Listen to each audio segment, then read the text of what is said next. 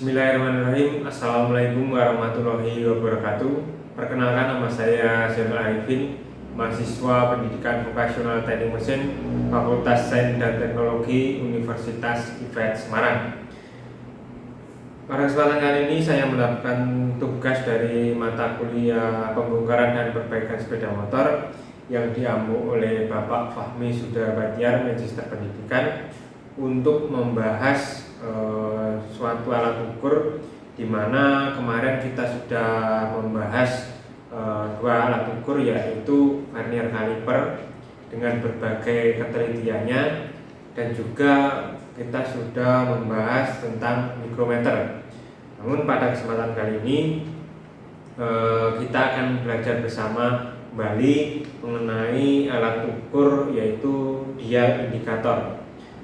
Nah, pada kesempatan kali ini nanti kita akan belajar bersama mengenal tentang apa sih alat ukur dial indikator itu, komponen-komponennya apa saja, cara mengetahui cara kalibrasinya seperti apa, dan cara pengukuran pada part otomotifnya itu seperti apa. Nah, perlu diketahui alat ukur dial indikator itu bentuknya seperti ini. Alat ukur dial indikator ini merupakan suatu alat ukur dengan presisi yang tinggi, sama seperti halnya dengan mikrometer. Dial indikator ini juga memiliki ketelitian hingga 0,01 mm. Namun ketika mikrometer itu digunakan untuk mengukur diameter luar, diameter dalam, dan kedalaman. Nah, bedanya dengan alat ukur dial indikator ini, digunakan untuk mengukur suatu kerataan, keolengan, kesikuan pada suatu benda kerja atau benda otomotif. Dial indikator ini sering digunakan di berbagai aplikasi teknik untuk menentukan permukaan, apakah permukaan suatu komponen atau benda itu mengalami keolengan atau tidak.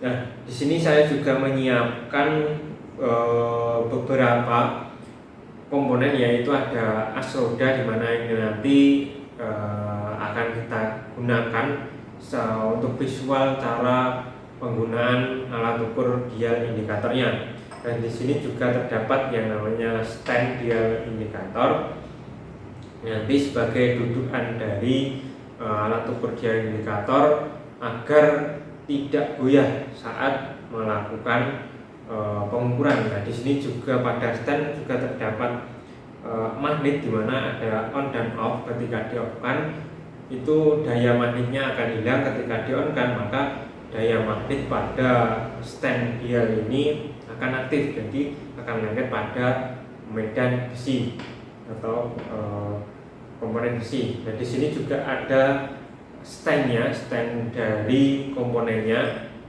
dimana ini nanti kita pergunakan sebagai dudukan as rodanya saat melakukan pengukuran.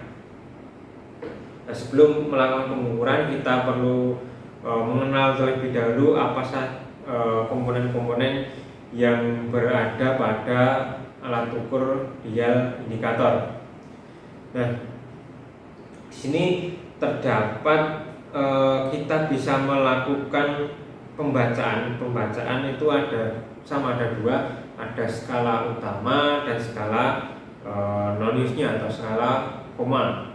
Mana skala utamanya atau hasil angka di depan komanya itu pada lingkaran yang paling kecil. Jadi ada angka dari 0 sampai 9. Itu satu garis atau satu angka itu bersatuan atau bernilai 1 mm. Nah, sedangkan garis yang besar atau lingkaran yang besar ini merupakan skala non-use-nya atau skala yang untuk menentukan angka di belakang komanya. Ini dengan range garis dari 0 sampai 100 mm. Nah, 1 garis pada skala non lulusnya ini bernilai 0,01 mm. Nah, di sini juga ada suatu pengunci, di mana pengunci ini kita gunakan dalam untuk mengunci skala non lulusnya agar tidak bergeser saat setelah dikalibrasi. Nah, di sini juga ada dudukan, di mana dudukan di belakang ini kita pergunakan untuk menyambungkan atau memberikan kedudukan pada stand idealnya. Dan di sini juga ada yang namanya titik kotak. Nah, titik kontak ini nanti akan bersentuhan pada komponen part atau part yang akan kita ukur, sehingga ketika nanti terjadi kolengan atau ketidakrataan, maka nanti part akan menekan pada titik kontaknya atau spidolnya ini naik dan turun, sehingga angka atau jarumnya akan berputar menunjukkan nilai dari keolengan atau ketidakrataan dari part tersebut. Nah, selanjutnya cara untuk pengkalibrasiannya, dimana di sini ada yang kecil, ada skala utamanya ini harus tepat pada titik 0, dan pada skala non lulusnya atau skala besarnya ini juga harus pada titik 0. Nah, pengkalibrasiannya nanti bisa kita lakukan di sini dan juga bisa pada saat bersentuhan pada komponen atau part yang akan kita ukur nanti. Nah, cara pengukurannya sendiri langsung saja kita praktekkan. Sini saya ibaratkan besi ya. Jadi sudah lengket, kita pasang terlebih dahulu alat ukur dialnya pada stand.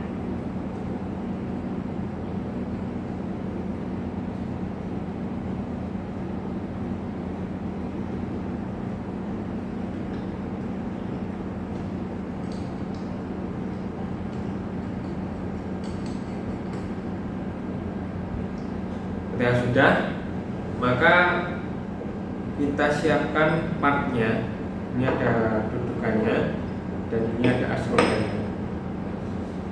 Jadi spidol atau titik kontaknya ini kita tepatkan pada asrodanya, jadi sampai sedikit bersentuhan. Nah, ini sudah mulai bersentuhan. Kita semburkan sedikit, kita kencangkan standnya. Nah, ketika sudah, cara pengkalibrasian pada skala non lulusnya atau skala di belakang ruangnya, ketika sudah bersentuhan maka kita putar sampai pada jarum panjang berada pada di angka 0. Nah, ketika sudah berada di angka 0 dan skala utamanya juga berada pada 0, maka alat dial indikator sudah terkalibrasi. Maka selanjutnya bisa kita gunakan untuk mengukuran. Pada kesempatan ini saya contohkan untuk mengukur suatu keolengan pada as roda atau ketidakrataan pada as roda. Kalau sudah, tinggal kita putar.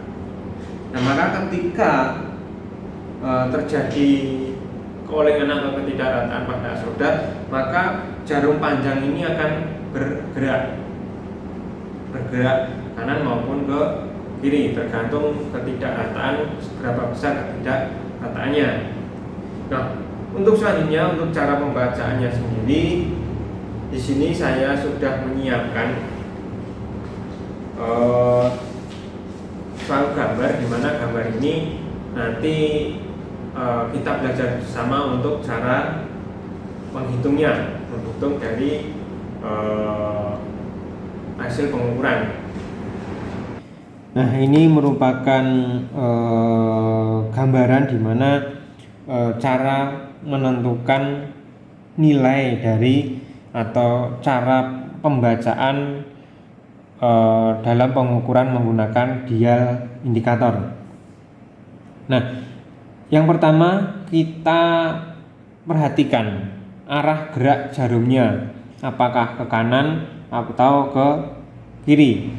Kalau ke kanan maka nilainya akan minus. Biasanya kalau minus ini kalau permukaan itu terjadi lengkungan atau keausan, sehingga terjadi pengurangan pada medianya tersebut. Dan jika ke kanan maka akan semakin tebal, biasanya mempunyai permukaan yang lebih tinggi. Ketika mempunyai permukaan yang lebih tinggi maka akan bergerak ke kanan. Kalau memiliki permukaan yang lebih rendah maka akan bergerak ke kiri. Maka ketika ke kanan akan mendapat nilai plus, ketika ke kiri maka minus. Yang kedua, cara menentukan skala besar atau skala Noniusnya. Nonius ini skala yang angka yang berada pada di belakang komanya nanti. Ibaratkan di sini pada jarum panjang itu menunjukkan pada garis ke angka 20, sehingga yang tadinya satu stripnya tadi kan bernilai 0,01, maka 20 ini dikali dengan 0,01 mm yaitu sama dengan didapatkan 0,2 mm atau 0,20 mm. Nah, yang ketiga, skala kecil. Skala kecil ini merupakan skala utamanya, yaitu satu garis atau satu angka itu mempunyai nilai 1 mm. Ambil contoh di sini menunjuk angka 3, maka 3 kali 1 mm sama dengan 3 mm. Sehingga kalau kita simpulkan pada gambar ini akan mendapatkan hasil pengukuran yaitu 3,20 mm. Nah, ketika kalau kita juga bingung saat pengukuran itu titik kontaknya ini sudah menyentuh, benar-benar menyentuh pada part atau belum, ya. Kadang kita bingung masih ngambang atau enggak, maka bisa kita lakukan dengan cara kita kalibrasi pada benda kerjanya, kita tepatkan pada angka skala kecilnya atau skala utamanya pada angka 1 seperti ini. Nah, nanti kalau sudah pada angka 1 seperti ini, maka kita tinggal mengkalibrasi skala besar atau skala Noniusnya. Jadi nanti jika terjadi lengkungan yang terlalu dalam atau memiliki nilai minus, maka si titik kontaknya ini masih bersentuhan dengan benda kerja. Beda lagi kalau pada 0 tadi, kalau saat lengkungan maka biasanya titik kontaknya ini tidak bersentuhan pada benda kerjanya. Kalau kita tepatkan pada angka 1, maka ini akan terus menekan. Jadi kalau nanti ada lengkungan ya akan berputar ke kiri, jika ada permukaan yang lebih tinggi maka akan berputar ke kanan, seperti itu. Nah, mungkin itu yang dapat saya sampaikan. Jika ada kesalahan kata, saya mohon maaf. Saya akhiri, cukup sekian. Wassalamualaikum warahmatullahi wabarakatuh.